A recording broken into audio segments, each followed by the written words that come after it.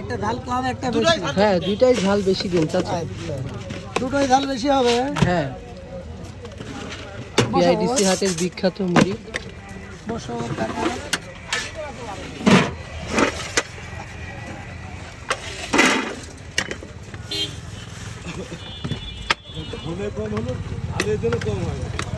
আচ্ছা, ঠিক ঝাল আছে। কিন্তু করা হবে হ্যাঁ চাচা। হ্যাঁ।